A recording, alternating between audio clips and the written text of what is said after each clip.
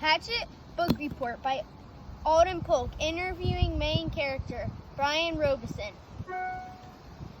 What happened on your first flight to visit your dad in Canada since your parents got divorced?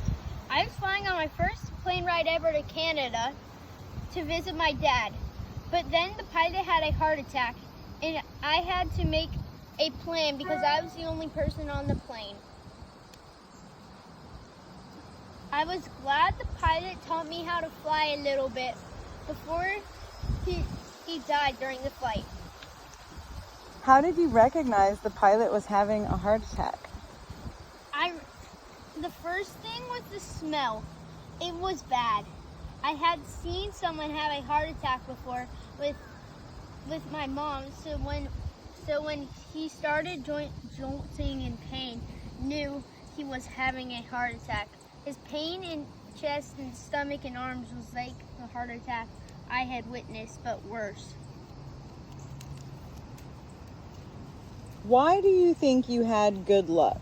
What were some lucky things that happened? I thought I had good luck finding the shelter, finding a lake to crash near, following the birds to find my first food. Which was what? Berries. And what hurt the most? The entire situation was very painful. When I was on the plane watching the pilot have a heart attack, it was very scary. After the plane crashed into the lake, I nearly drowned and had terrible aches and bruises. After I survived the plane crash, and the hunger took over my body with pain.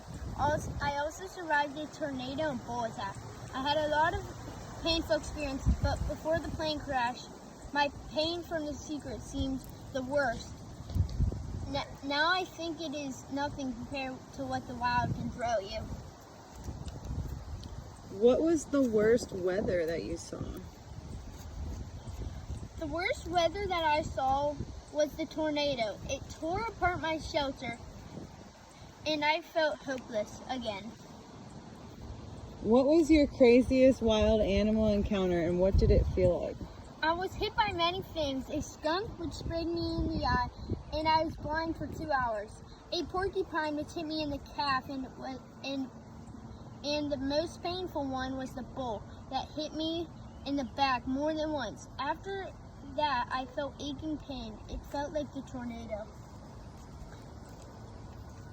If you could tell your dad about anything that happened, what would it be? I would tell my dad about how gorgeous the sunsets were on my last night. Golden, crisp sky filled with purple and yellow.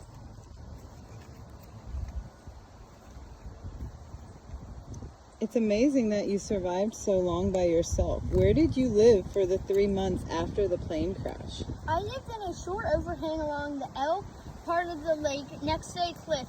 There was already a rock hut near the crash site, and I added leaves to make a bed. Later, I added a wall cabinet and fish ponds for storing live fish. I made the wall out of sticks. The cabinet was built over my shelter. I just had to build a ladder, and the fish pond was made out of stone. Wow. And what was your most important tool?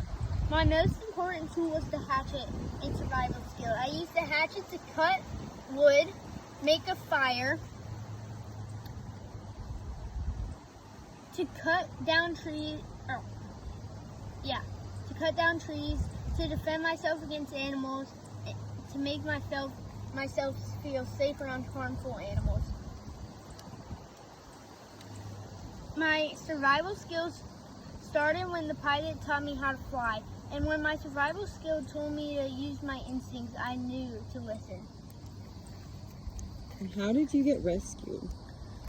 I started by making a wooden raft because after the tornado hit, it pulled up the plane's tail out of the water.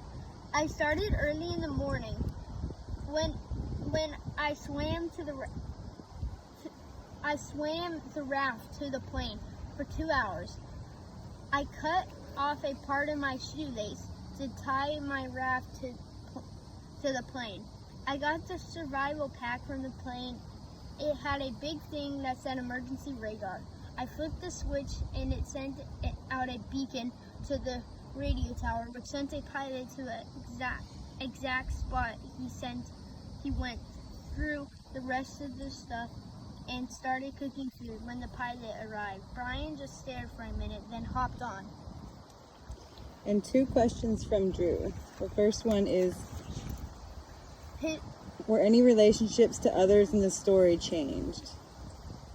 No, it was not changed. Because he was stuck in the wild, he didn't have many relationships, but one of them was with his father because he trusted him, and his mother not so much because of the secret.